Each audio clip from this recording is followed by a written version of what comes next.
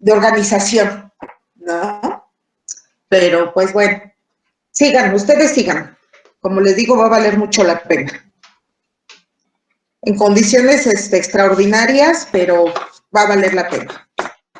Muy bien. Pues ya estamos aquí de nuevo. Hoy es miércoles 17 y yo Lucero nos va a dar clase. Lucero y Reina, ¿verdad? Muy bien. También, ¿no, maestra? Eva. Por eso, y Eva. Lucero, Reina, sí es cierto, y Eva. Muy bien. Y la próxima, el viernes tenemos la clase de Carla y el examen. La clase de Carla y una hora libre, ¿verdad? Y una oración por todas y el examen.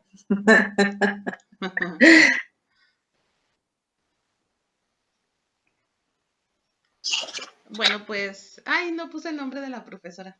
No, es lo que estoy viendo. Hasta ahorita 2 puntos menos. 2 puntos menos por eso. Bueno, no es cierto. Perdón, una disculpa. Yo voy a hablar sobre las intervenciones de enfermería en el posoperatorio inmediato. Es una presentación muy cortita, son 10 diapositivas nada más. Ya lo empezamos a ver, lo abordamos en el periodo, en el posoperatorio inmediato. Pero, pues, ¿qué es el posoperatorio inmediato? Bueno, se inicia tras culminar el posoperatorio inmediato y abarca la primera semana tras la cirugía. La literatura que yo estuve leyendo, regularmente el inmediato lo toman las 48 horas, las primeras 48 horas y el paciente pasa a la UCI. Posteriormente, de esas 48 horas, pues el paciente va a ingresar al área de hospitalización. Aquí va a ingresar con un aislamiento protector. Es importante que nosotros le expliquemos tanto al paciente como al familiar la importancia de ese aislamiento protector, el por qué nuestro paciente o por qué nuestro familiar tiene que lavarse las manos, tiene que usar cubrebocas, tiene que usar una bata antes de ingresar a la sala. Sobre todo es por los tratamientos inmunosupresores que está tomando nuestro paciente para no hacer el rechazo de ese injerto que se le acaba de realizar. Ahora, las intervenciones de enfermería pues deben de ser cuidados posoperatorios individualizados. No podemos pretender que sea una receta de cocina porque cada paciente va a ser diferente, cada cuerpo va a actuar de manera diferente ante este trasplante. Pero aquí lo importante es que nosotras como enfermeras aprendamos a prevenir las complicaciones médicas y quirúrgicas o poner atención en algunos focos rojos que van a ser muy importantes para nuestro paciente. Una de las cosas principales, bueno, obviamente cuando nuestro paciente pasa de la UCI a hospitalización con nosotros, pues va a llevar una vía central. Aquí recomiendan la literatura que yo leí es retirar precozmente esta vía central, dentro de las 48 horas próximas. ¿Por qué? Porque puede ser un factor de riesgo para que nuestro paciente tenga infecciones. En la sonda transuretral, pues nosotros igual tenemos que revisar la diuresis, ya lo habíamos platicado en la clase pasada. Aquí lo importante pues es el aclaramiento de la creatinina y la proteinuria, pero aquí también nosotros como enfermeras tenemos que enseñarle al paciente cuáles son los cuidados de la sonda transuretral. Es importante que la mantenga por debajo del nivel de la cadera para que no haya un regreso de la orina y pueda provocar una infección. Entonces es importante que nosotros como enfermeras le enseñemos al paciente a cómo manejar esa sonda. Hay que cuidar que no se tuerza la sonda transuretral. Es muy sabido y ya lo comentábamos que a veces pues no orina y no orina nuestro paciente, pero nunca revisamos y la sonda transuretral está ocluida, ¿no? Por el mismo paciente. Entonces es importante enseñarle. El drenaje, si nuestro paciente sale con un drenaje, pues también tenemos que enseñarle ese drenaje. A veces salen los pacientes fuera del trasplante. Yo nunca he tenido oportunidad de trabajar con pacientes trasplantados, pero sí he trabajado mucho con pacientes posoperados de coledocolitiasis y salen con drenaje. Entonces tenemos que enseñarle al paciente que qué es el drenaje, cómo lo debe de cuidar, qué es lo que tiene que ver el paciente en ese drenaje. En la herida quirúrgica, pues yo leí que se debe de cambiar la gasa hasta el tercero o cuarto día y obviamente pues nosotras como enfermeras tenemos que valorar esa herida quirúrgica, que no haya cambiado de color, que los puntos estén correctamente cerrados, que no se haya botado ningún punto, que no haya secreción de ningún tipo, el color, el olor, ¿no? La temperatura de esa herida, para que nosotros podamos identificar, pues, si hay datos de una infección.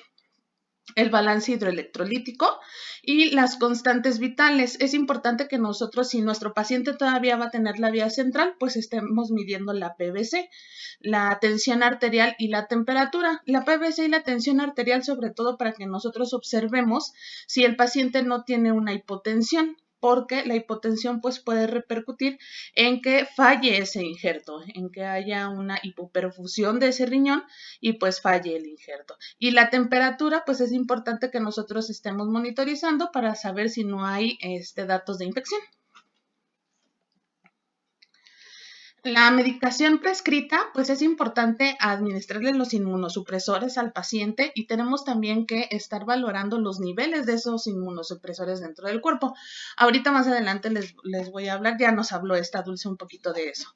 Y la educación, lo que les comentaba del cuidado de la herida, del cuidado de la sonda, y pues aquí es muy importante que nosotros le empecemos a recalcar al paciente que es muy importante los inmunosupresores, que no deje de tomárselos, que a lo mejor sí va a ser un poquito pesado, tedioso, pero es importante que nunca lo suspenda. Tenemos que empezar al paciente en ayuno de preferencia, obviamente después de las 48 horas, ya cuando pasa hospitalización, el paciente ya puede empezar a deambular.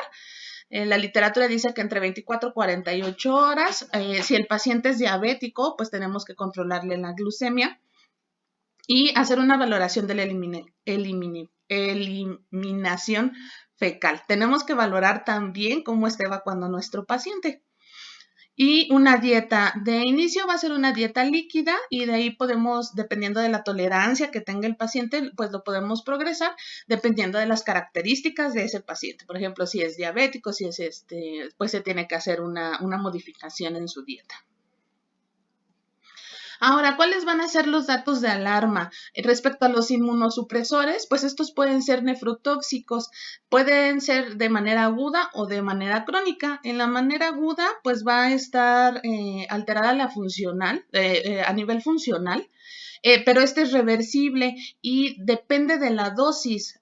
Obviamente esto va a provocar una necrosis tubular aguda, pero va a ceder en cuanto se haga la modificación de la dosis de los inmunosupresores, va a ceder. Y la crónica aquí, pues el daño ya va a ser estructural, va a ser irreversible y independientemente de la dosis de ese inmunosupresor, pues el riñón se va a dañar. Ahora, otros datos de alarma, pues es fiebre, el vómito, el dolor intenso en el injerto, que haya una disminución de la diuresis, que haya edema, fatiga y naturalmente si hay una hipertensión arterial, pues quiere decir que algo no está de una manera correcta con ese injerto. Y esta es mi bibliografía. Yo quería abarcar mucho más, pero pues todavía sigue Reina. Entonces ahí también yo encontré muchas cosas respecto al cuidado tardío, pero sí hay que... Perdón, regrésame tu bibliografía, por favor. Sí. A ver ahí. Ajá.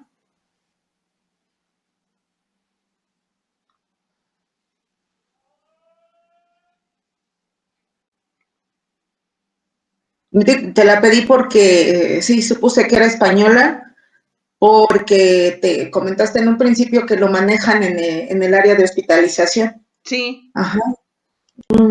No, pues bueno, al menos en nuestro hospital se manejan en la unidad de trasplantes. En caso de que tengamos sobrecupo, entonces se manejan cualquier terapia intensiva, pero con los datos de aislamiento que tú estás mencionando.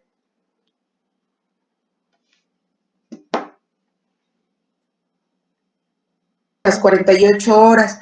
Las camas que utilizamos, pues ya son camas electrónicas que puedes pesar al paciente estando aún en sus primeras horas de posoperatorio, porque también es importante llevar el control de peso, porque ahí vamos a irnos dando cuenta cómo estamos depletando toda esa sobrecarga de líquidos. Esas son las únicas dos observaciones.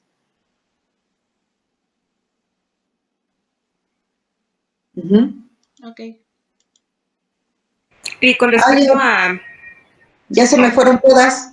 No, aquí estamos. No, aquí estamos. Pero con Ya respecto a había la toma de signos igual. vitales, ¿y eso se hace cada hora, cada 2 horas, cada por turno o cómo? No, en el posoperatorio inmediato, o sea, llegando el paciente de cirugía, es cada 15 minutos. A menos que se está hipertenso, etcétera, entonces llevar ese control. Ajá, hasta que se estabilice. ¿Durante la primera hora? Ajá, durante las primeras 2, 3 horas. 2 o 3 horas, ¿no? Sí, primeras 2 o 3 horas. Ya si el paciente se mantiene estable, entonces cada hora, cada hora. Ajá. De hecho, mientras esté en la unidad de trasplantes, los signos son cada hora. Muy bien, Lucero. Pues sí, realmente es un tema, estos dos temas son así como la recopilación de mucho que ya hemos hablado, ¿sí? Pero bien, muy bien. Gracias. ¿Alguna duda, chicas? No, nada más, bueno, como un comentario, yo había leído igual, en una literatura española, que el paciente sale a una sala que, pero, es por anestesia y está ahí de 6 a 8 horas. A lo mejor es algo parecido a la literatura que vio Lucero, Ajá, por sí. eso refiere los horarios, pero pues aquí nosotros no tenemos eso. No, que probablemente salga al área de recuperación posquirúrgica, pero por el riesgo que el paciente tiene de contaminarse, de infectarse, es que nosotros pasan del quirófano directo a la unidad de trasplantes. Ajá. Bueno, muy bien. Sí, las españolas tienen una forma un poco diferente de manejar. Pero bueno, no vamos a comparar la infraestructura de esos hospitales con la de los de nosotros, ¿verdad? Entonces, sí, adaptémoslo a nuestra realidad.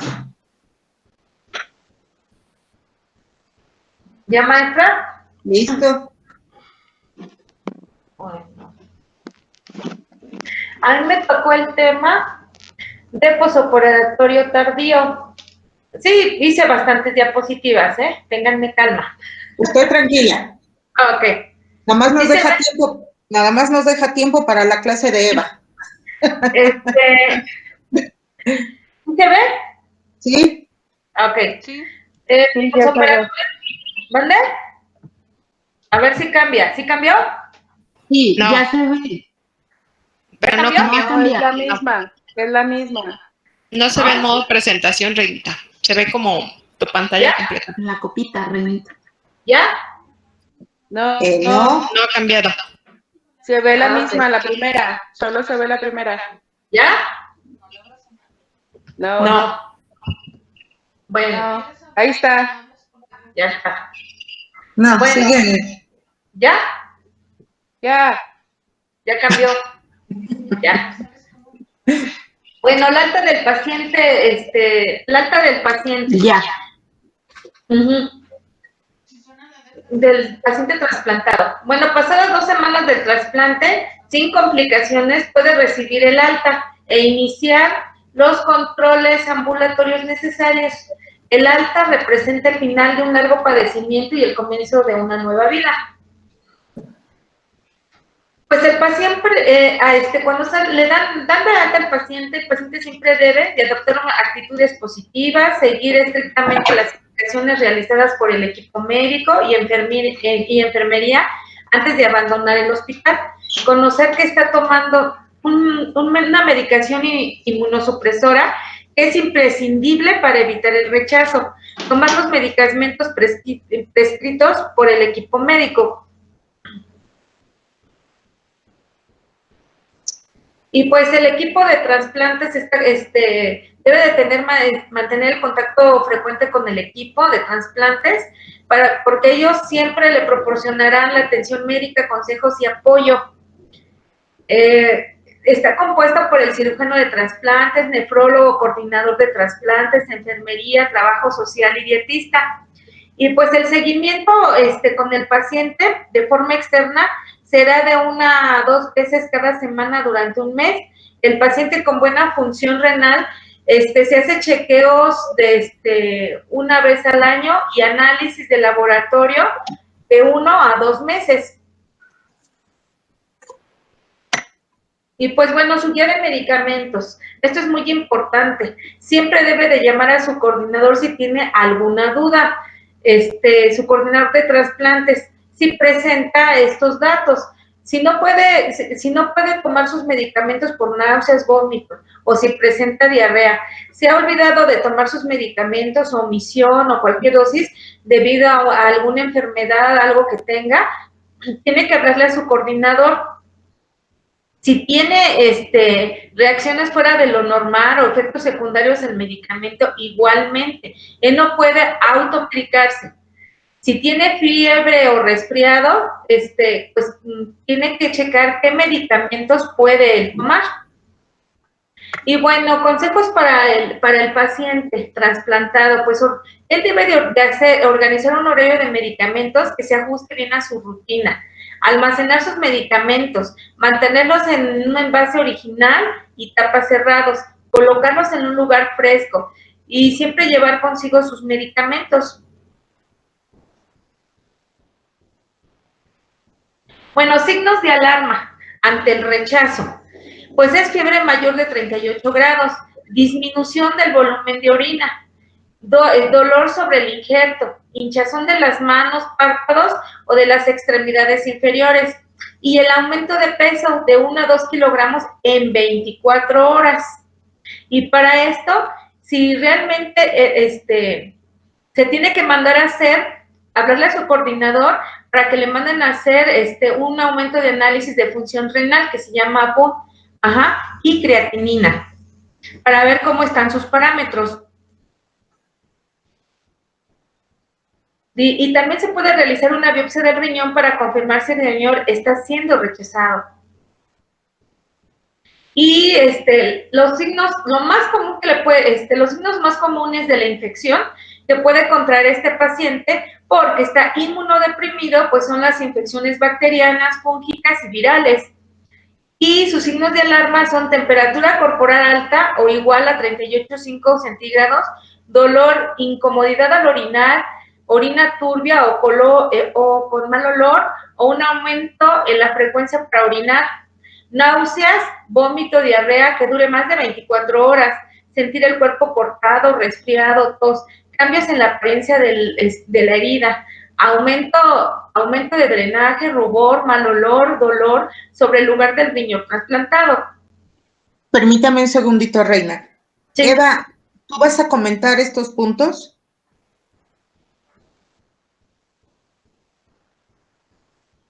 ¿Está Eva?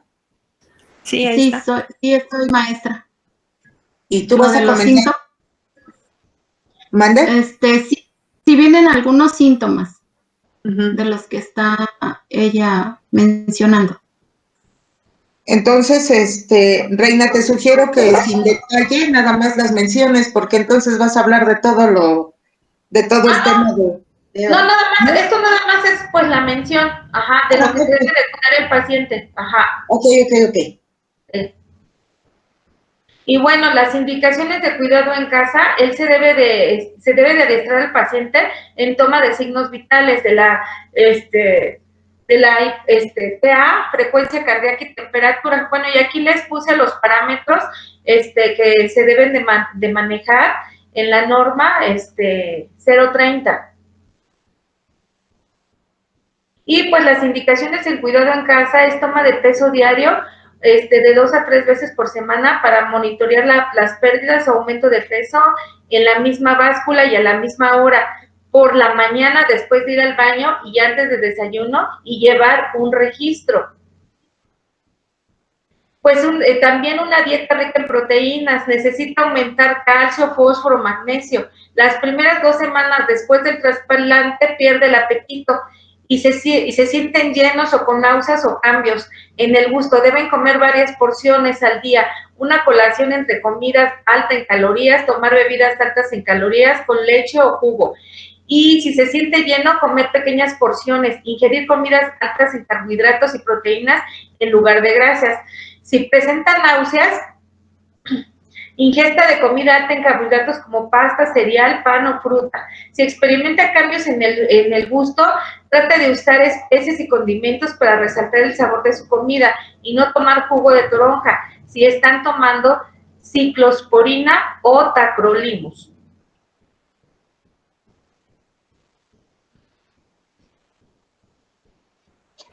¿Qué hace el jugo de naranja?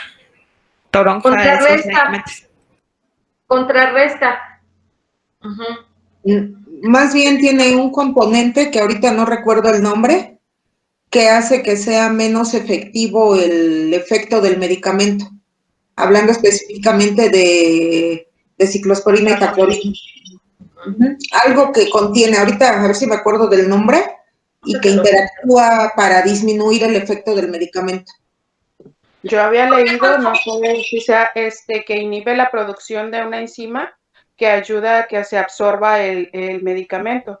Entonces, el jugo de toronja evita que se absorba. ¿Solo toronja o cualquier cítrico? Toronja, nada más. Toronja. Específicamente. La literatura dice que toronja. ¿Por qué consumir o no alimentos ricos en potasio? Bueno, los pacientes trasplantados tienen niveles altos en potasio por los medicamentos antirrechazo o disfunción renal. Los pacientes trasplantados tienen niveles bajos de potasio si están tomando diuréticos. Entonces, aquí están las comidas, les puse las comidas altas en potasio, que pues son el melón, frutas secas, higos, melón, de pulpa, verde dulce, kiwi, néctar, naranja, ciruela, pasa, uva, pasa, de lo que puede comer el paciente, se le debe de dar esa orientación. Y las comidas altas en fósforo, que son las almendras, cereales, salvado, chocolate, queso, se les debe de dar una lista de lo que pueden consumir. Y las indicaciones en las actividades de la vida diaria. Bueno, pues el ejercicio. Los primeros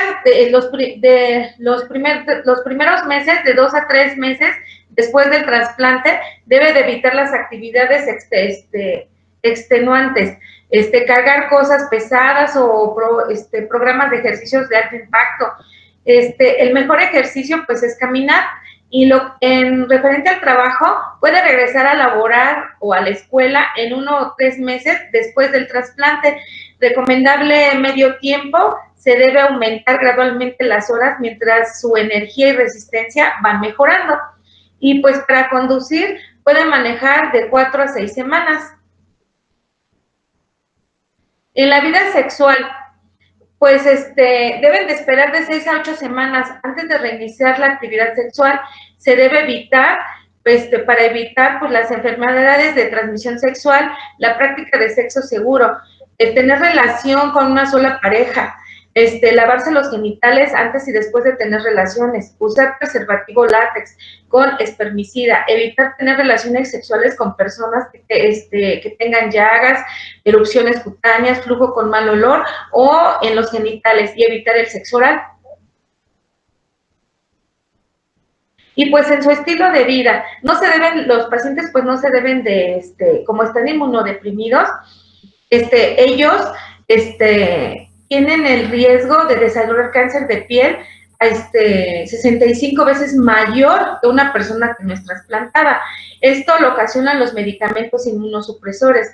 Deberán examinar la piel cada mes y buscar crecimiento de parches de color rosa o manchas, crecimientos escamosos, manchas con sangre o lunares cambiantes, o acudir al dermatólogo, utilizar bloqueador con factor alto en protección, evitar las actividades al aire libre o evitar limitarse durante el tiempo que los rayos del sol están más intenso, que es de las 10 de la mañana a 4 p.m. En los viajes, pues deben de esperar de 6 a 12 meses antes de tomar vacaciones y consultarlo con su coordinador de trasplantes. es muy importante porque antes de viajar se deben de realizar exámenes de rutina y revisar sus medicamentos y discutir con el médico cualquier cuidado específico. Saber dónde queda el hospital más cercano de trasplantes en caso de emergencia. Llevar suficiente medicamento para el viaje y llevarlos en su bolsa de mano. No se recomienda viajar a países del tercer mundo porque existe el riesgo de sufrir infecciones y hay escasa asistencia médica. El manejo seguro de los alimentos también es muy importante. Precisamente se deben de cuidar de las infecciones. Evitar comer carne cruda o poco cocida, pescado, lo que es sushi o otras. Deben estar bien cocidos y calientes. Verificar las etiquetas de los productos y su fecha de caducidad. Tomar leche, quesos, jugos de fruta pasteurizados.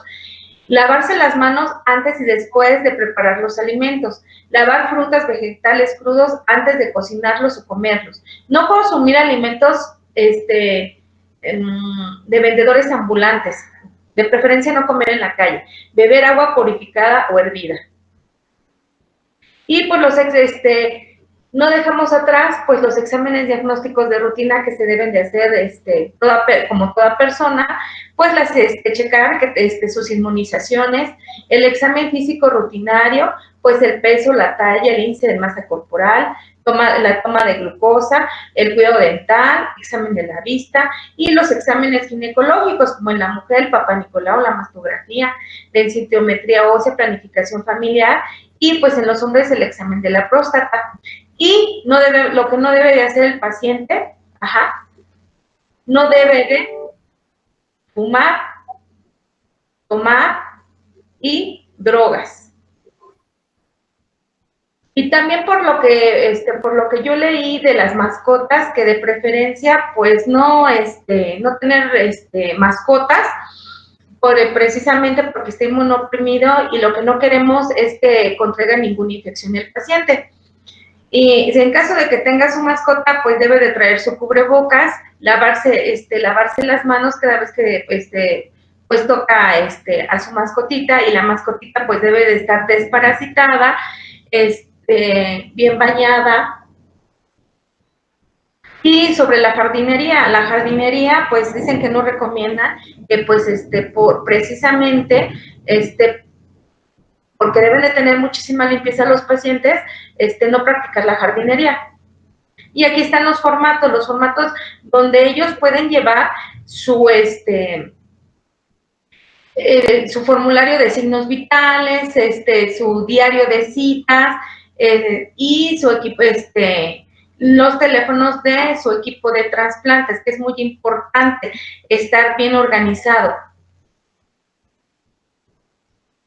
Y pues esta es mi bibliografía, que lo saqué del manual de trasplantes de riñón, y guía para el cuidado de salud después del trasplante. Maestra, aquí en el punto que tocó Reina de las inmunizaciones, según yo leí, que se tienen que aplicar antes del trasplante como medida o 30 o 60 días antes, pero posterior ya no se recomienda porque los pacientes pues están inmunosuprimidos y pueden dar paso a bacterias y puede haber lesión, inclusive pérdida. Yo ¿sí? Lo que leí fue que se tiene que poner la vacuna de la influenza. Ajá, pero antes. Ajá. Es posterior ya no se... Ya no, y en caso de que sea necesaria alguna inmunización, deben de consultarlo con su médico tratante. Sí, todo es con su, y ya en sí que, pues el nefrólogo, pues también lo que leí en la literatura, que por lo regular, pues tienen que tener su médico de cabecera, y cuestiones del riñón, pues el nefrólogo. Así es, o sea, todo eso deben de consultarlo con su médico. También aquí otro punto importante es que en caso de cualquier signo de alarma, y eso se les informa en su alta, deben de acudir al área de urgencias del hospital donde fueron atendidos. Ajá, de su trasplante. Ajá. Y el doctor... No pueden ir a un área de urgencias. ¿Mandé? El doctor de trasplante que nos dio clases, bueno, yo le entendí que los pacientes post-trasplantados siempre eran sus pacientes, siempre ellos los seguían viendo. Sí. ¿Quién les dio esa clase? ¿El doctor Navarro? Sí. Sí. ¿Sí? Sí, creo que Ok, sí. él es Navarro. parte del equipo de trasplantes, podemos decir anterior. Y sí, los pacientes no pueden andar deambulando de hospital en hospital ni de urgencias en urgencias, porque puede ser contraproducente. Entonces, debe ser directo en el área de urgencias del hospital donde fueron, donde se realizó la cirugía y atendidos por sus médicos. Uh-huh. Ay, no puedo quitarla. Sí. No puedo. ¿Algo más? Muy bien, Reina. La verdad que súper bien, ¿eh? Muchas cosas que yo no sabía. No, pues yo tampoco la Ya se sabía, aterrizaron. pero no la puedo quitar. Pero está muy bien. Quítala, Reina, quítala. Ajá. Ya está ¿Investigaste? Ya. ¿Leíste algo respecto al embarazo? De ahí pues el embarazo no se pueden embarazar. Bueno, sí se pueden embarazar. O sea, sí se pueden embarazar, pero es muchísimo riesgo. Y más si las personas toman antihipertensivos. Uh-huh. O sea, lo más Más recomendable es que no. recomendado que mejor no se embarazaran. Sí. Uh-huh. Y sea hombre o sea mujer, ¿eh? Pues por lo menos por un buen tiempo, o sea, hasta que se estabilice y etcétera. Sin embargo, ha habido 2 o 3 goles por ahí. Sí. Y pues, ay, con el doctor que nos dio el de trasplantes, nos hizo esa mención que en primer lugar, aunque nos dijo los requisitos de la creatinina, ¿no? Sí. Pero él dijo que mejor no se embarazara, y que hubo un caso en que sí se embarazó la persona, pero tuvo a su bebé, perdió el riñón, el injerto, se regresó en hemodiálisis. Uh-huh. Sí. O bueno, tuvimos el caso de un varón que embarazó a su pareja, nació bien el bebé y todo, obviamente la pareja era sana o es sana.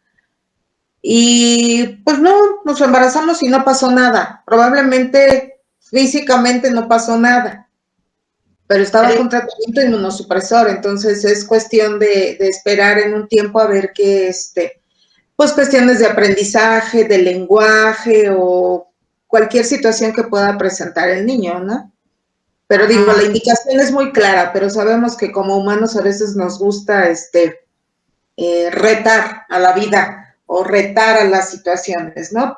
Pero pues sin embargo las situaciones existen y sí se les recomienda que de preferencia, pues no. Y sí, hablando de una mujer, pues eso, el bebé o el riñón, y muy románticamente pues prefieren al bebé y al rato empiezan otra vez con su, pues con todo su viacrucis en la cuestión de su enfermedad renal nuevamente. Sí, pero la indicación es... Una pregunta. Sí. Pero, ¿a poco sí nacen bien los bebés? Ajá, genéticamente y intelectualmente. Es lo que te comento.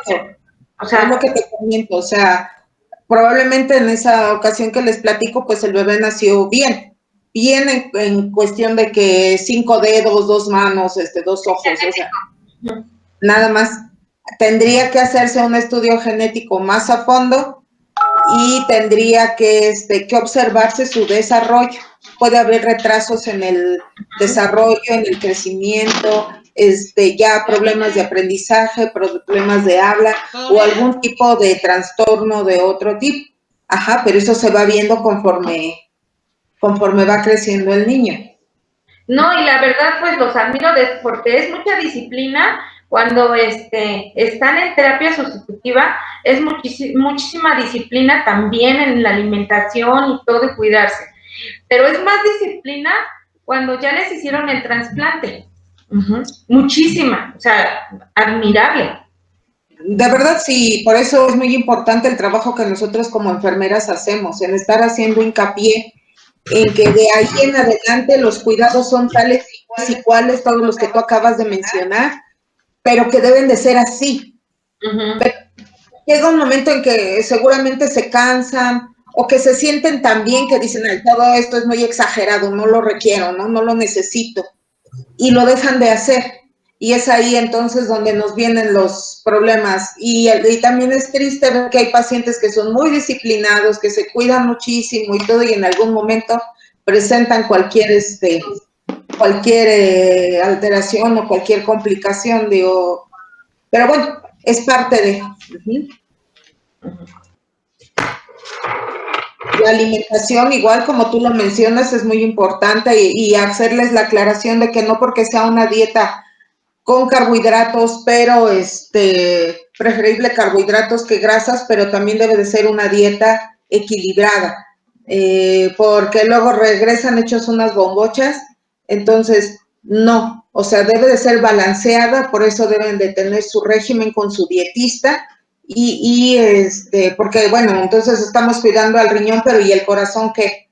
¿No? Entonces, bastante equilibrada y te mencionaste también que cuando tienen náuseas y mencionaste una serie de alimentos, ahí lo importante es que consuman cosas frías mientras están en esa cuestión de la náusea provocada por alguna combinación de medicamentos, etcétera. Entonces, cosas frías, ensaladas,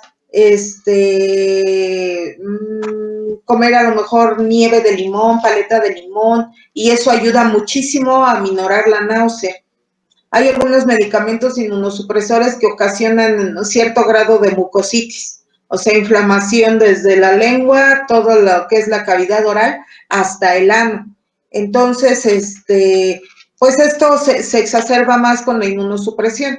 Entonces, sí, la indicación de comidas frías, probablemente algún tipo de enjuague para evitar que se vaya a infectar la boca, digo, en lo que él se va adaptando a su nuevo tratamiento y que detecte qué medicamento es el que le ocasiona este daño. Ajá. Entonces, eso es lo que se recomienda. En esa fase nauseosa y fase de mucositis, pues que eviten caldos y comidas muy condimentadas. Sí, una dieta simple. Vamos a apostar por una dieta simple, fresca y de preferencia fría. Y ya ellos van a ir encontrando qué tipo de alimentos son los que les ayudan en esa fase. Y sí, los controles de laboratorio cada determinado tiempo. Son pacientes que no se dan de alta al 100%, ya llega un momento en que a lo mejor van a consulta cada 6 meses y luego una vez cada año, pero que siempre están bajo vigilancia, porque tenemos que seguir evaluando el comportamiento del injerto.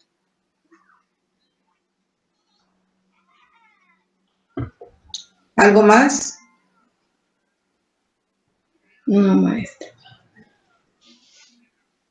Muy bien.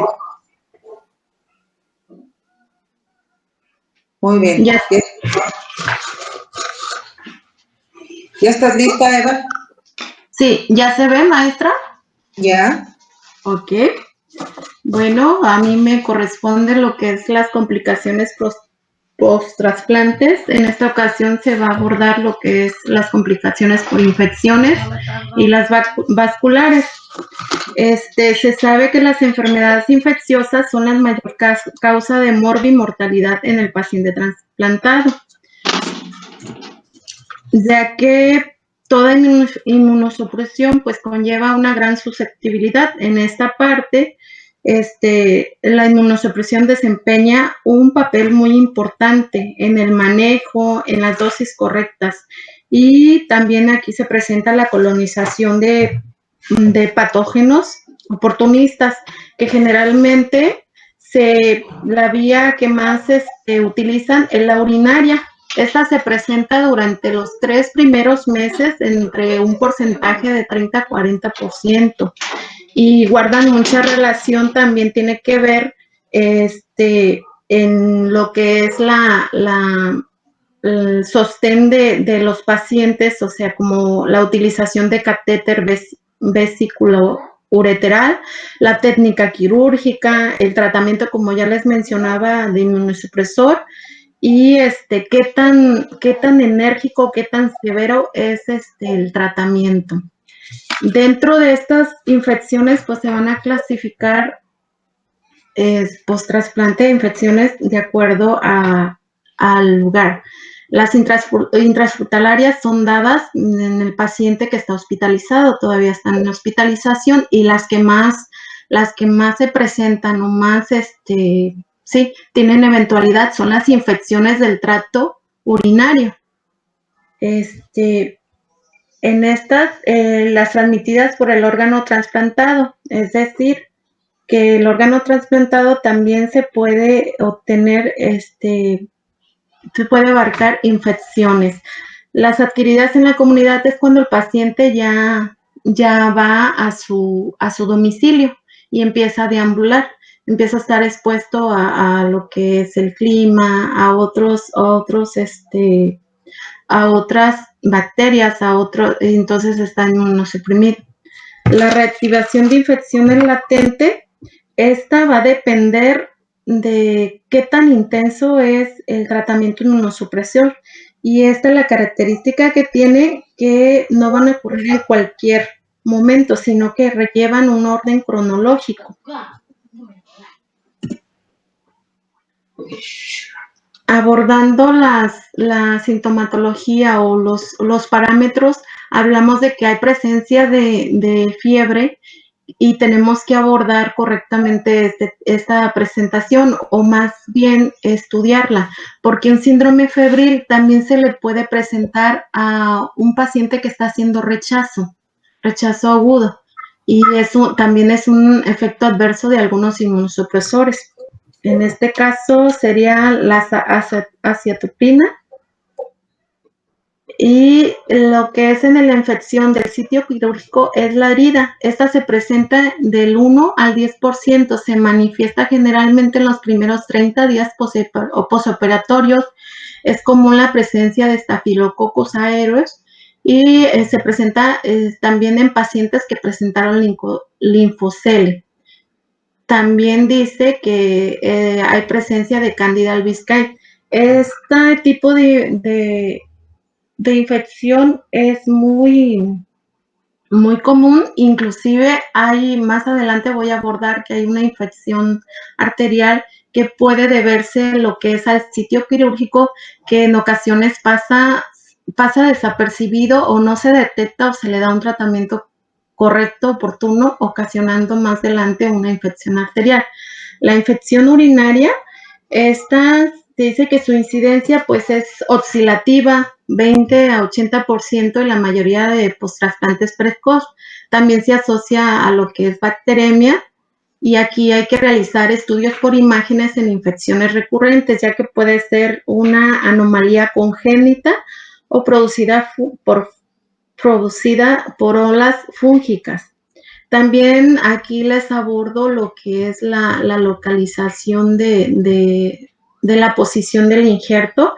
También se cree que tiene lugar porque durante la cirugía del trasplante lo que es la uretra se acorta, y esta a su vez se coloca al riñón. ¿Esto qué hace? Da una posición horizontal, lo que es como esgado. Entonces esto es más susceptible, o va a favorecer a la presencia de que contraiga infecciones, hasta una pielonefritis. Lo que es el síndrome diarreico, generalmente los pacientes post-trasplantados mínimo menciona la literatura que tienen un episodio diarreico, y puede deberse pues a varios factores, como lo que es la toxemia alimenticia, puede deberse también a lo que es por inmunosupresores, reacciones adversas, y así como a una etiología microbiana. En este caso participan lo que es la giardia, el Cryptosporidium, microsporidios y las ciclosporas. Hay uno que se llama se toma el antígeno para Clostridium difficile.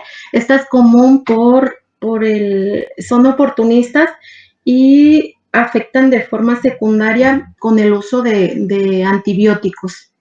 Las virales, pues estas también son de importancia, ya que estas aquí pueden ser ocasionadas por el citomegalovirus, el virus BK y el virus varicela zoster.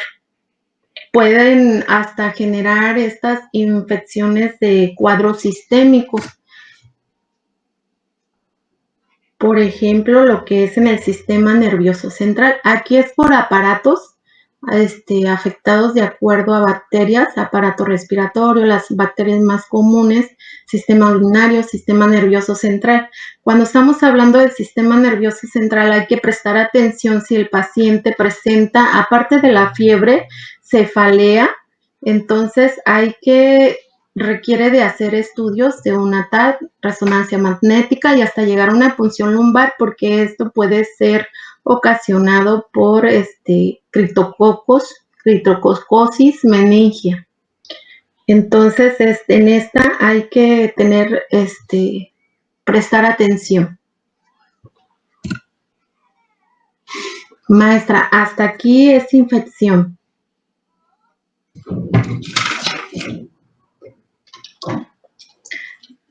También se dice que los pacientes que están en post-trasplante renal, antes del trasplante como mención, se les hace una profilaxis antimicrobiana, por lo mismo. Esto debe de ser previo a manejos urológicos. También cuando hacen una prueba del se me olvidó comentarlo, del citomegalovirus, es una prueba, se llama NISMAX, que puede ser positiva en caso de que el donante receptor, el donante lo tenga positivo y el receptor sea negativo.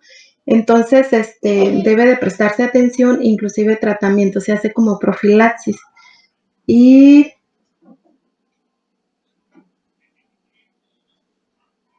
ya, lo que es en complicaciones vasculares, aquí existe la gran etiología o la causa principal que se ve en una de ellas, es una ejecución inadecuada de la mala praxis quirúrgica o médica en el enfermo trasplantado. Aquí requiere de que los médicos estén bien capacitados en cuestión de la manipulación del implante, de la extracción y del implante renal, para que visualicen o prevén ciertos riesgos o lo que se pueden encontrar en cuanto a lo que es la cirugía. Las complicaciones más comunes del injerto pues son una es las hemorragias. Esta puede ser dentro de las primeras 24 horas. Proviene generalmente de lo que es anastomosis, de la anastomosis vascular, del injerto o vejiga. Generalmente dicen que de la anastomosis vascular es muy mínimo porque se deben de dar cuenta a la hora de que hacen la revascularización, entonces es visible. Las causas pues se deben a una hemostasia inadecuada y se presentan durante las primeras 24 horas. Su intervención pues es detectarla rápida y realizarle el tratamiento oportuno. Generalmente es intervención quirúrgica, ya sea suturando vasos o suturando la anastomosis, tiene que llevarse a cabo. Esto se lleva a cabo, el ecodoppler es un medio de diagnóstico que generalmente se lleva de la mano al paciente en cuanto a lo que es al tiempo de post-trasplante renal. Lo que es en las alteraciones de coagulación, las alteraciones de coagulación, estas dicen que no son tan comunes porque generalmente al paciente se le pide pues los estudios preparatorios y pues se visualiza ahí si hay alguna alteración, pero también pueden presentarse y puede ser secundaria a tratamientos de inmunosupresores como la acetoprina, la globulina antilinfocitaria. Y el tratamiento pues es revisión quirúrgica. con una urgencia variable. Esto va a depender. La otra de las complicaciones que se pueden presentar en las trombosis renal de la arteria, trombosis de la arteria renal segmentaria. Esta también es muy infrecuente, pero sí se presenta. Es en el posoperatorio inmediato y pues se deben a defectos de la técnica o también a lesiones que pasan por desapercibidas, lo que es de la íntima de los vasos. También los errores en cuanto al calibre, la longitud de los vasos al anastomosar. Y se dice que es un 5 a un 17% de presencia de trombosis. Entonces, también provocan alteraciones del flujo sanguíneo y alteraciones en el endotelio con exposición de colágeno, y estos van a favorecer lo que es a una agregación plaquetaria, y activando lo que es la cascada de factores de coagulación. Como tratamiento se utiliza lo que es la revascularización, la angioplastia transluminal. Aquí se utilizan unos agentes fibrinolíticos para destrucción de la fibrina. Aquí lo que les comentaba de lo que es la infección arterial. Esta es una infección grave de la herida diagnosticada de manera tardía e incorrecta, o sea que puede originarse lo que es a través de la infección de la herida quirúrgica, no se detectó a tiempo, no se visualizó. Entonces ya esta se presenta cuando ya es masiva, cuando ya es profusa, y también realiza lo que perjudica es un daño a la pared vascular, y su tratamiento pues es ligadura del vaso implicado, y se recomienda, según en la literatura, un tratamiento hasta por 6 meses. Lo que es en la estenosis de la arteria renal, aquí vemos, esta se detecta tardíamente al desarrollarse o al haber presencia de hipertensión arterial de difícil control, es decir, que no se puede controlar con fármacos. Entonces se manifiesta hasta en un 50% de los trasplantados, de los enfermos, pero esta modalidad, cuando ya es de difícil control, nos puede ocasionar una estenosis, y esta la va a dividir de acuerdo a su anatomía, lo que es en la estenosis de la sutura vascular. Estas se presentan lo que es la anastomosis, y la estenosis arterial del donante es atribuida a lo que es al rechazo o con extensa fibrosis, y la estenosis de la arteria del receptor, ella es ocasionada por arteriosclerosis o a lesiones durante el trasplante que pasan desapercibidas, y las múltiples es cuando afecta durante el trasplante al donante y al receptor, puede presentarse. Su tratamiento es farmacológico y también requiere de estudios de eco Doppler y tomar una biopsia. Aquí está contraindicado lo que es la revascularización. 8. Los aneurismas. Esto dicen que son muy raros. Pueden ser presentados de manera intrarrenal. Están relacionados a aneurismas micóticos. Su etiología pues todavía es desconocida. Su clínica, pues hay una disminución de la función renal y también hay presencia de hipertensión arterial. Su diagnóstico pues es por medios de arteriografía. Ahí la CT es una, no sé, sería una resonancia magnética o contrastada. Se utiliza el ecodoppler a color o la gammagrafía renal. Es sugerente que el caso descrito asienta sobre la anastomosis por ser asintomáticos. En los pseudoaneurismos son intrarrenales, son dilataciones de la pared arterial. Intrarrenales, su origen por biopsias percutáneas, y la clínica pues es una ruptura espontánea hacia la vía periférica. Hay una severa también el diagnóstico, pues por medio de una arteriografía, un ecodoppler, y su tratamiento, pues es una embolización arterial selectiva. Estas pueden deberse a falla técnica y pues tiene un mal pronóstico.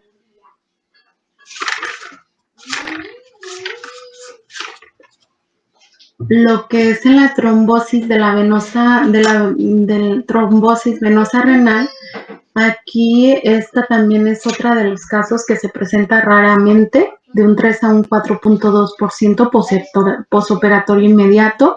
Su etiología, generalmente, si se fijan, pues aquí abarcamos frecuentemente lo que es defectos de la técnica. Hay un escaso flujo arterial, flebotrombosis iliofemoral o rechazo. Su clínica, pues ha ido una disminución de la función renal, hematuria macroscópica, oligoanuria, aumento del volumen del injerto y dolor en la región.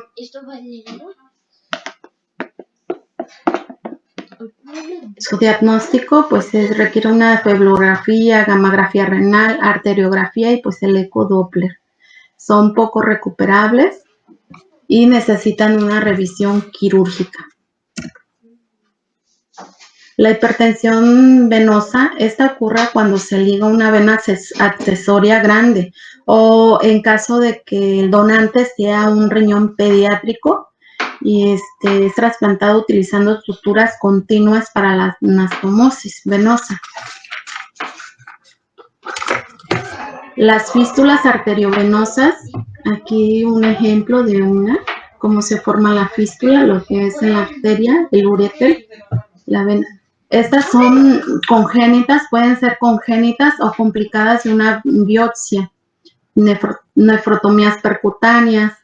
Se clasifican en intrarrenales y extrarrenales. Su clínica, pues, es descenso de la función renal y una hipertensión arterial.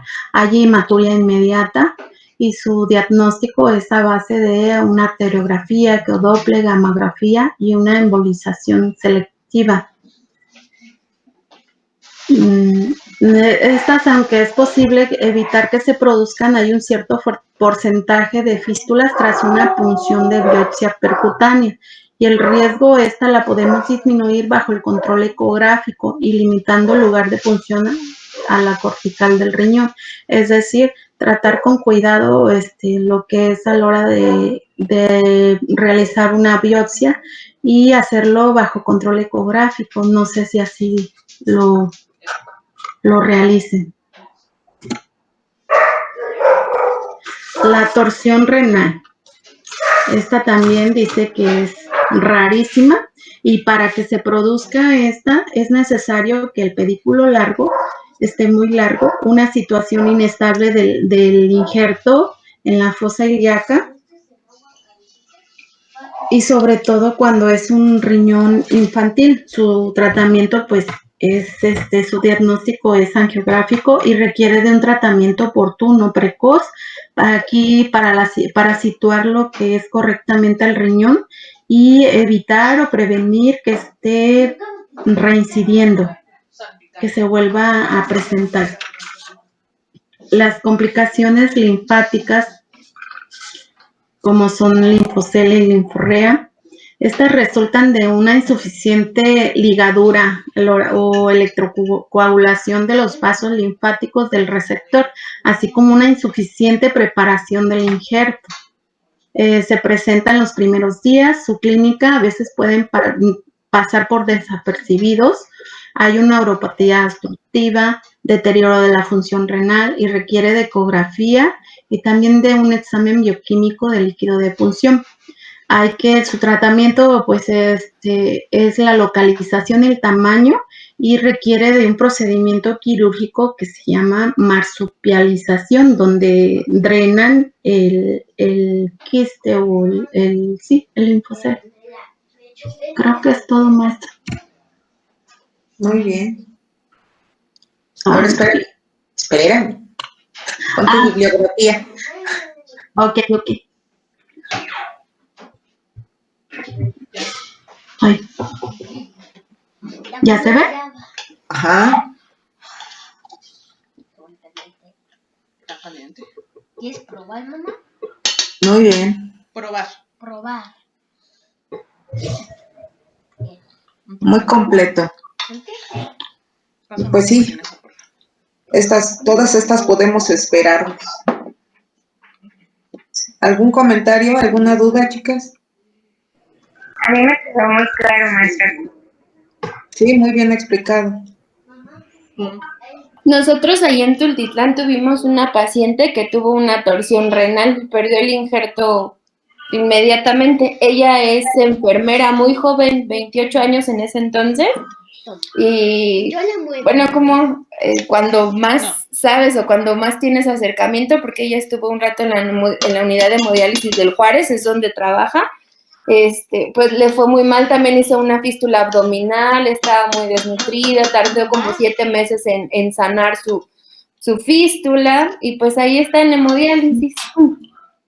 Sí, nosotros también tuvimos el caso de una compañera enfermera. Ella finalmente falleció, pero sí, también pasó las de Caín con su trasplante. Casos muy, pues muy dolorosos y que preocupan bastante, ¿no? A veces hay situaciones en las que al menos yo digo, ay, bendita ignorancia, cuando no saben a lo que vienen, pero nosotros sabemos a lo que vamos. Entonces, te genera un estrés diferente. Quien no conoce genera estrés a lo desconocido y tú porque ya conoces. Entonces, pues bueno, sí, es muy, muy raro que se dé la torsión, pero sí se llega a presentar. Obviamente, pues deja de irrigarse el injerto y pues se pierde por obvias razones. Muy bien, Eva, felicidades. Muy completo. Felicidades a todas. Cada vez las presentaciones van siendo de mejor calidad y ese es el chiste. Ajá. ¿Algún otro comentario, alguna otra duda? Mencionó Eva la cuestión del citomegalovirus. Ese es más común de lo que nos podemos imaginar. Y quienes estamos en áreas donde manejamos pacientes renales, no estaría por demás que nos lo detectáramos, porque pues se transmite por todo el tipo de fluidos corporales. A veces hasta porque se te rompe el guante o no tienes guantes a la mano y estás midiendo la diuresis, pues ahí podemos adquirirlo. Y en personas podemos decir no inmunosuprimidas, no genera ningún tipo de síntoma. Pero cuando ya hay un desequilibrio en el sistema inmune, ya están inmunocomprometidos, entonces comienza a presentar alteraciones a todos los órganos y sistemas. Y entonces necesita iniciarse un tratamiento con antiviral, pues el que más se utiliza y que se ha visto que da mejores resultados es el valganciclovir o el ganciclovir, cualquiera de sus presentaciones, y ese queda latente y cada que haya un descenso en el sistema inmune se va a activar, siempre. Es como el otro del que hablábamos el otro día. ¿De cuál hablábamos? Del beca. Exacto, del beca. Entonces, beca, citomegalovirus es algo a lo que nos enfrentamos constantemente. Y sucede seguido también que ya que el paciente se va a egresar, ya que lo manejamos, ya que todos sabemos que tuvo citomegalovirus, o que lo intuimos por el tratamiento, ¿verdad? O que estuvo con beca. Entonces, pues esto de que es indicativo de que debemos extremar nuestras precauciones, porque pues aparte de que podemos contaminarnos nosotros, podemos contaminar a cualquier otro paciente. Y la forma de contrarrestarlo y de evitarlo es con las medidas de higiene básicas, el lavado de manos, etcétera, etcétera, etcétera. O sea, las cosas más básicas para tratar de contrarrestarlo. Pero es muy común en los pacientes trasplantados renales. No va directamente al daño del injerto, actúa a nivel sistémico, pero pues sí debe de controlarse. No vamos a erradicarlo, como les digo, se mantiene, pero como cualquier tipo de herpes. De hecho, se considera dentro de la categoría de los virus por herpes, o el herpes por virus. De la varicela, de todos esos tipos de enfermedades, viene de esa misma familia. ¿Qué tan probable es que les dé una y otra y otra y otra vez? Bueno, necesitamos por ejemplo, Mamá, sí, ¿qué es el pozole? retomando el caso de mi amigo, Dios es el pozo le dio varicela. Justamente a principios de año más o menos, le volvió a dar, él ya había presentado en la infancia, le volvió a dar y le dijeron que pues era probable de que le volviera a dar posteriormente, pero más fuerte, el zóster, de hecho. Así es, así es. Entonces ahí nos está hablando de un sistema inmunológico totalmente comprometido, y por eso deben de exagerarse hasta cierto punto los cuidados, o sea que son todos los que ya vimos, ¿no? Habría que ver si sí fue varicela o si ya fue algún tipo de herpes. Y seguramente si lo estudian, hay citomegalovirus. No, creo que sí fue varicela porque de hecho él acudió justamente ahí el 20 de noviembre, y igual se dirigió bueno, no entró él, primero entraron sus papás y ya buscaron al médico que lo había trasplantado y todo el show, y ya lo hospitalizaron, lo aislaron, pues por las dos situaciones, varicela y trasplantado, y fueron los de epidemiología y lo querían sacar, pero él estaba presentando fiebres muy fuertes, mucho dolor articular, entonces pues sí lo mantuvieron creo que como 15 días. Ajá, hasta que se dio pues la infección como tal. Sí, digo, sí puede haber que esté infectado de una y de otra cosa, pero eso primero pues tiene mucho que ver, es fundamental la nutrición del paciente, cómo está respondiendo su sistema inmune, por eso son importantes los ajustes de inmunosupresores. Y sabemos que aún así, pues la inmunosupresión es permanente. Ya ve que les comenté que al principio las dosis eran muy altas de sus inmunosupresores porque él estaba haciendo como mucha, pues no sé si a tal grado el rechazo, pero sí estaba combatiendo mucho esa parte. Ahorita creo que ya le disminuyeron las dosis, pero sí. Sí, siempre van a empezar a dosis altas, siempre. O sea, el sistema inmunológico tiene que adecuarse. El injerto es un cuerpo extraño. Entonces, por eso va a desencadenar tantas reacciones. Y en una de esas reacciones, pues puede que lo perdamos, ¿no? Por eso debemos de estar al pendiente de esa situación. Entonces, en lo que el sistema inmune reconoce como cuate al injerto, pues sí, la carga de inmunosupresores es a dosis altas y varios a lo mejor. Entonces, conforme se va viendo el comportamiento, se van modificando tanto medicamentos, no tanto como dosis, en cuanto a horario y en cuanto a gramaje, o sea, tenemos que irlo adaptando al paciente, pero pues él debe de tener en cuenta que es así, que de por sí ya la varicela es peligrosa en edades adultas, entonces imagínense en un paciente inmunosuprimido. He ahí la razón de todo lo que tenemos que hacer y el cómo tenemos que manejarlos. ¿Algún otro comentario, alguna otra duda? Maestro, también, bueno, también, bueno, yo he observado que el paciente se trasplanta y todo bien, pero como que a la hora de irse a su casa, como que pierde todo ese seguimiento, toda esa importancia. De hecho, ahorita está una chica de mi rancho en Tepic porque perdió el injerto, su esposo se lo había donado, y de hecho mi prima me platicó porque ella le hacía el aseo y me dijo, allá tiene trasplante. Le dije, ¿y se cuida? Me dice, no. Le dije, no, dile que tiene que cuidarse de eso. Y hace días me habló, ¿qué crees? Ya perdió el injerto, ya la están hemodializando. Le digo, qué triste, porque de verdad no valoró el riñón de su marido. Y pues hay controversia con su familia porque sus papás no querían que el muchacho le donara a su esposa.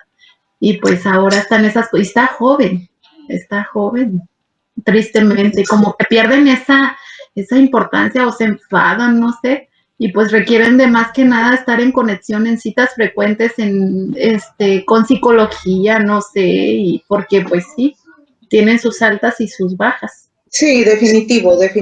Y parte del equipo que nos mencionó, creo Lucero, ¿no? Reina, no me acuerdo. que el trasplantólogo, enfermería, dietista, trabajo social, pero psiquiatría, psicología, deben de formar también parte de ese equipo porque pasan por varias etapas. Entonces, pues qué triste, y casos como ese hay muchísimos, muchísimos. Y genera problemas, puede llegar hasta generar separaciones, porque pues es algo que yo te di y no valoraste y que no voy a poder darte el otro, ¿no? Entonces, sí, a nivel psicológico esto es un gran tema. Y sí sería conveniente pues que se sometan antes a esas evaluaciones, a esas terapias y se aseguren de que realmente quieren el trasplante. Muchas veces también el trasplante es pues porque vemos a la familia movida, van, vienen, entran, hacen, y el único que no se mueve es el paciente. Entonces, depositan todo eso en la familia. Pero ¿en qué momento le preguntaron, ¿realmente tú quieres? Porque vamos a partir de ahí. ¿Quieres? Vamos. ¿No quieres? Ok. Y es válido y es respetable, ¿no?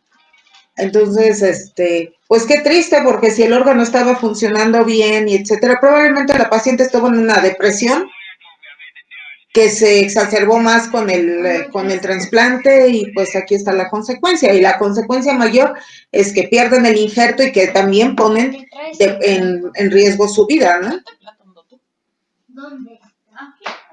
Jessica, ¿algún comentario? No te conozco la voz más que el día que diste clase. No, maestra, todo bien. ¿Todo bien? Bueno. Rocío. También todo bien, maestra. Bueno. Los futuros 10 en el examen. Muy Yo bien. sí quería preguntar una cosa. Sí. Evita mencionó que en la estenosis de la arteria renal, cuando se da, está contraindicada la revascularización. ¿Por qué? Bueno. ¿En qué situación, perdón? Me distraje. En la estenosis de la arteria renal. Ajá. Porque en la trombosis de la arteria renal sí había el procedimiento de revascularización y quitar el trombo y demás, pero en la estenosis dijiste que no está contraindicada. Está contraindicado, inclusive no sé si estoy en lo correcto, maestra, porque sí me creó esa duda. Hay como unas prótesis o stent, se llama, creo, que se aplican como de manera de injerto. En cuestión de la revascularización, pues yo pienso que porque está por la propia estenosis, ¿no? Hay daño de la pared. Por el mismo proceso de la estenosis. Yo les voy a ser muy sincera, nunca he visto que en un caso de complicación vascular se llegue hasta la revascularización, ¿no? Entonces, nunca lo he visto. Ajá.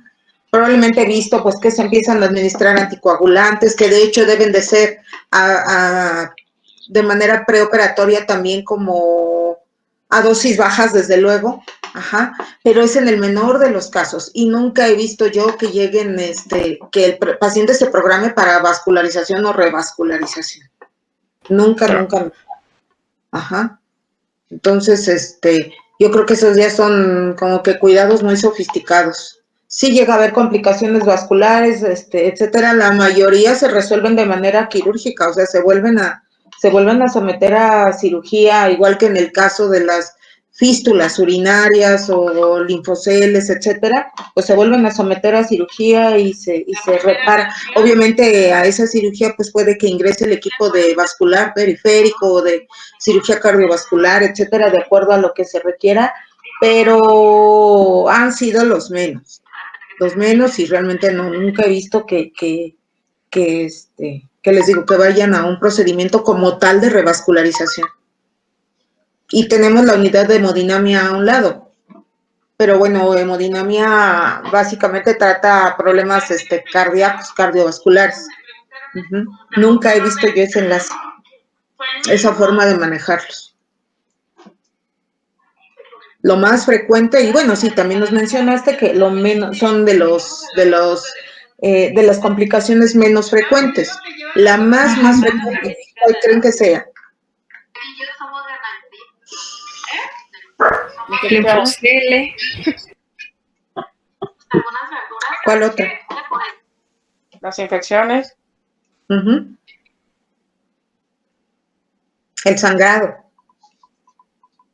El La sangrado, hemorragia, más hay un tratamiento de heparina. ya sea porque se lesionó el injerto, porque no se hizo una adecuada anastomosis, a veces en verdad es cuestión de 1 o 2 puntitos de sutura y queda resuelto el problema, y por lo pronto nosotros ya anduvimos en la emergencia todo el tiempo, pero bueno, se puede resolver y sin problema. Es uno de los que más debemos de estar al pendiente. Y las fístulas urinarias, no es normal, como ya lo mencionamos en su momento, que la herida esté drenando todo el tiempo al Puerto Bac o lo que tengamos como drenaje. ¿Dónde está el gas? No es normal que el líquido no disminuya o que vaya en aumento.